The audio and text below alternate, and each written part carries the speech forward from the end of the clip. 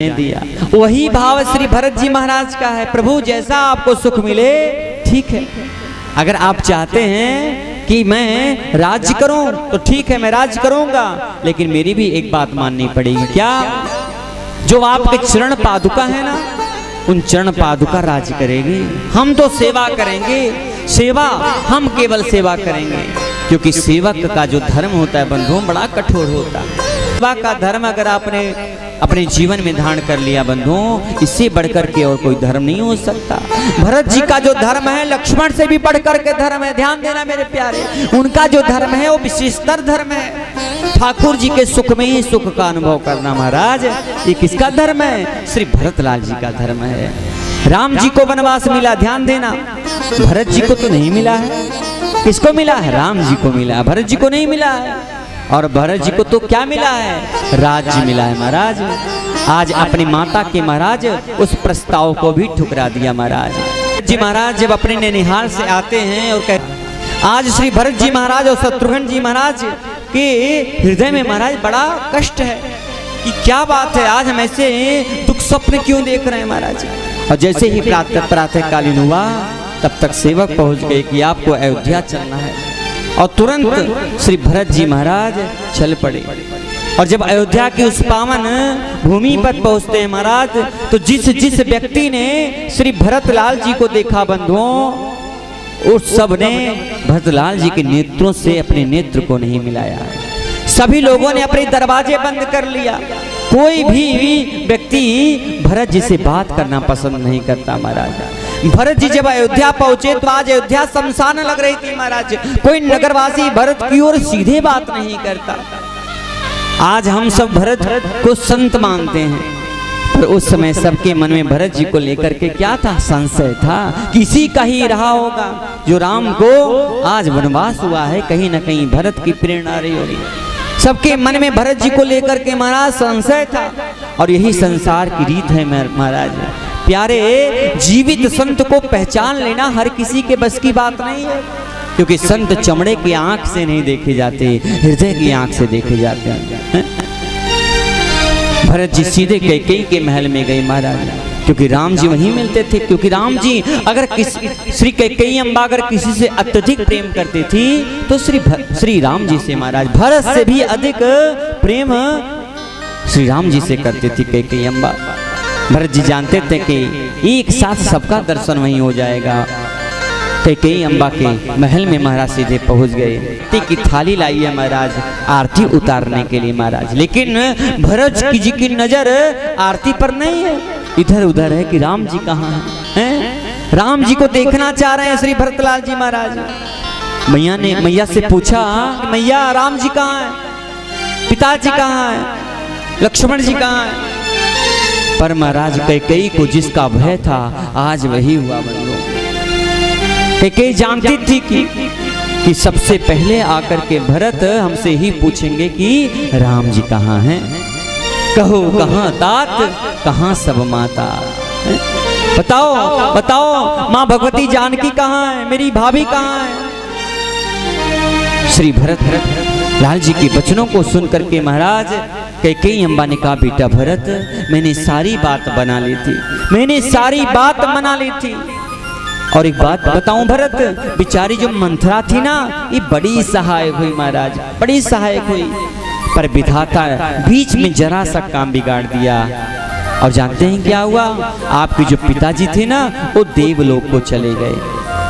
और बंधुओं, जैसे ही ये बात श्री भरतलाल जी ने सुना कि पिताजी देवलोक चले गए, इतना सुन करके महाराज भूमि पर गिर पड़े महाराज, तुरंत भूमि पर गिर पड़े। फिर धीरज धर करके बोले, पिताजी के मरने का कारण बताओ। पिताजी मरे तो क्यों मरे बताओ? अभी तो ऐसी अवस्था भी नहीं थी कि पिताजी की आकस्मिक मृत्यु हो जाए। बताओ उनके मरने का कारण बताओ माँ।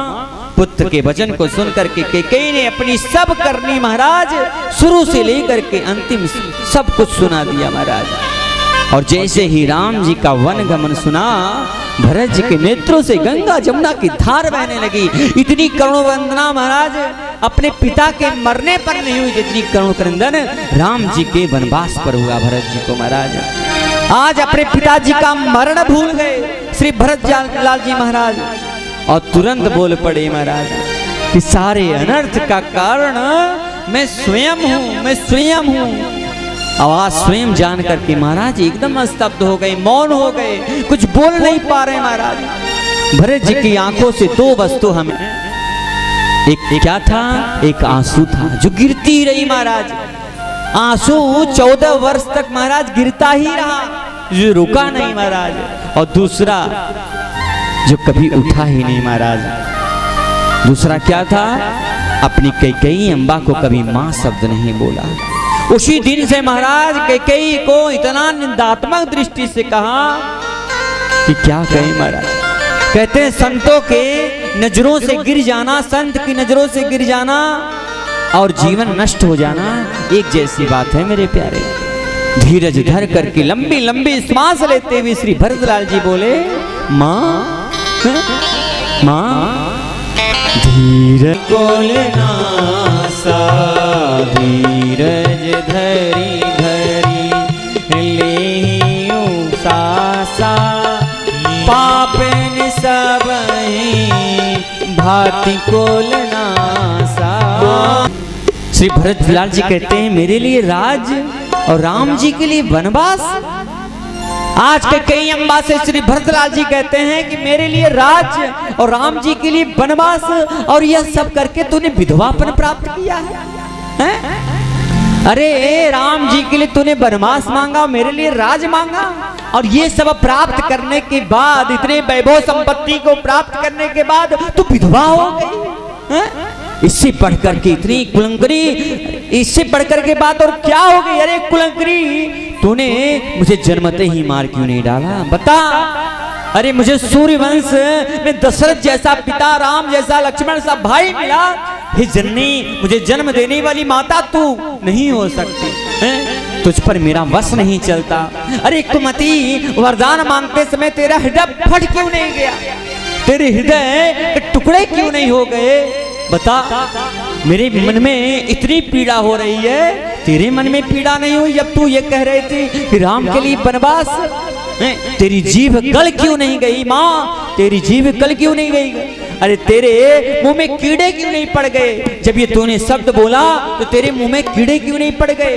तू मेरी माँ नहीं हो सकती। सच सच बता, तू कौन है? कौन है कुलंकरी, कौन है?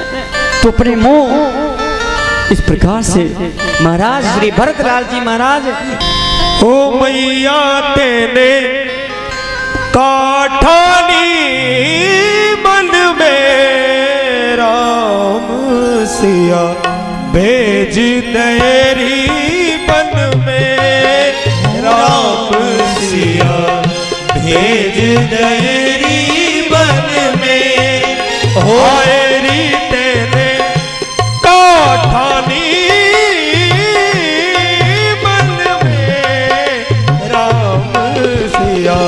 भेज तेरी बन में, राम सिया भेज तेरी बन में, राम सिया भेज तेरी बन में।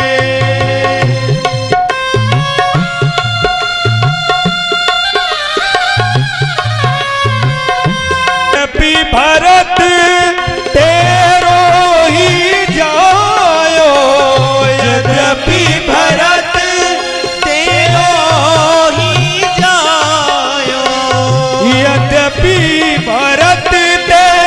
रोही जा